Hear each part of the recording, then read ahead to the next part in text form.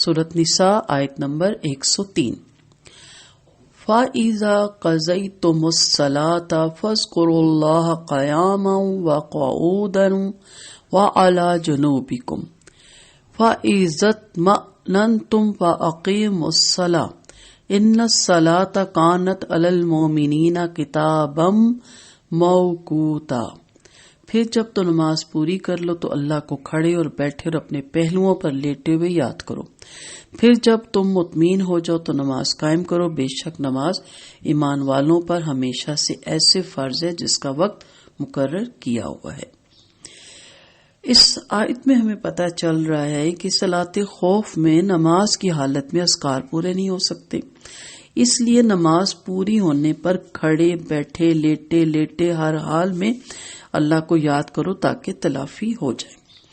اس سے یہ بھی پتہ چلتا ہے کہ نماز کے علاوہ بھی ذکر اذکار ضروری ہیں۔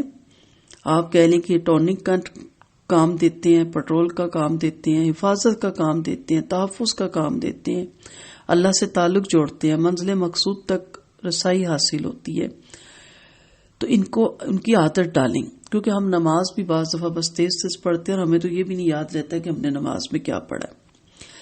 اس کے علاوہ ہر حال میں ذکر کی کثرت ہونی چاہیے، زبان انوالو رہے، دل انوالو رہے، جسم انوالو رہے۔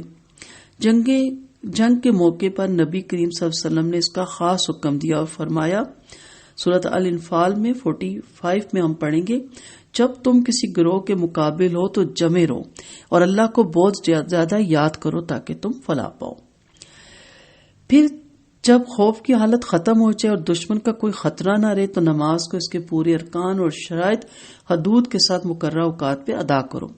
ہاں، سفر میں نبی کریم صلی اللہ علیہ وسلم نے ظہر اور عصر اور مغرب اور عشاء جمع کر کے پڑھی ہے، جیسے کہ عرفات، مزدلفہ اور دوسرے سفروں میں جمع کیا۔ تو سفر میں جمع کرنے کی رعایت بھی اللہ ہی کی طرف سے ہے، کیونکہ نبی کریم صلی اللہ علیہ وسلم کو اپنے پاس سے تو وقت مقرر کرنے کا اختیار نہ تھا، اس لیے اس کا وقت وہی ہے۔ نماز کے اوقات کے بارے میں تفصیلی لیکچر آپ کو جو ہے وہ ٹیلی گرام پہ میڈم کے بھی مل جائیں گے، میڈم فرح نسیم ہاشمی کے، اور مجنہ چیز کے بھی مل جائیں گے۔ اس میں آپ تفصیل سے نماز کے بارے میں لیکچر اور ان کے اوقات کے بارے میں لیکچر سیکھ سکتی ہیں، پڑھ سکتی ہیں، اور پڑھنا بھی چاہیے، دھیان بھی رکھنا چاہیے۔ جنگ میں نماز اسی وقت ادا کی جا سکتی ہے جب موقع ملے، اس دوران بھی اللہ کو ہر وقت یاد رکھنا چاہیے۔ پھر جب حالات معمول پہ آ جائیں تو نماز بھی معمول کے مطابق پڑھنی چاہیے اور نمازوں کے اوقات کا بھی خیال رکھنا چاہیے۔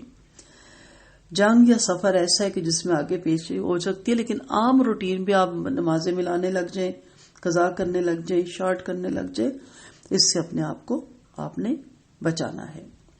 آپ صلی اللہ علیہ وسلم نے ظہر کا وقت سورج ڈھلنے سے لے کر آدمی کا سایہ اس کے برابر ہونے تک، اور عصر کا وقت سایہ برابر ہونے سے لے کے دھوپ میں زردی آنے تک، اور نماز مغرب کا وقت سورج غروب ہونے سے لے کر شفق غائب ہونے تک، اور عشاء کا وقت شفق غائب ہونے سے لے کر ٹھیک آدھی رات تک کا ہے، اور صبح کا وقت طلوع فجر سے لے کر طلوع آفتاب تک کا ہے۔ بہت سی احادیث آپ کو اس کے بارے میں مل جاتی ہیں۔ بس یہ یاد رکھیں کہ نماز صحیح پڑھیں، کیونکہ آپ صلی اللہ علیہ وسلم کا فرمان ہے، منافق کی نماز یہ ہے کہ وہ سورج کو دیکھتا رہتا ہے یہاں تک کہ وہ شیطان کے 2 سینگوں کے برابر آ جاتا ہے تو اٹھتا ہے اور 4 ٹھینگے مار لیتا ہے اور اللہ کا ذکر بہت ہی کم کرتا ہے۔ نبی کریم صلی اللہ علیہ وسلم سے جب پوچھا گیا کہ کون سا عمل افضل ہے تو آپ نے فرمایا نماز اول وقت میں ادا کرنا، اس کی خاص آپ اہتمام کریں۔ یہ جو آخر میں ہم پڑھتے ہیں نا، ہمیں تو یہ بھی نہیں پتا ہوتا کہ وقت دوسرا شاید شامل ہو چکا ہے، اور پھر جب ہم آخر میں پڑھتے ہیں تو پھر ہمیں بہت جلدی ہوتی ہے کیونکہ ہم تھک بہت چکے ہوتے ہیں۔ جیسے ظہر کا وقت آج کل سردیوں میں 12:05 آپ کر لیں ہیں تو اس سے بھی پہلے، لیکن آپ پریشان ہو جائیں گے کہ ہم کون سا ٹائم آپ کو بتا نہیں، چلیں 12:05 پہ کر لیں، 10 منٹ پہ کر لیں۔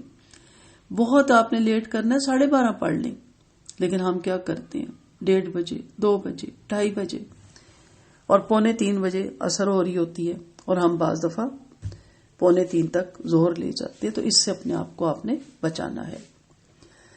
سیدنا عبداللہ بن عمر کہتے ہیں کہ آپ صلی اللہ علیہ وسلم نے فرمایا، اللہ کی خوشنودی نماز کو اول وقت ادا کرنے میں اور آخر وقت میں ادا کرنا اللہ کی طرف سے معافی ہے۔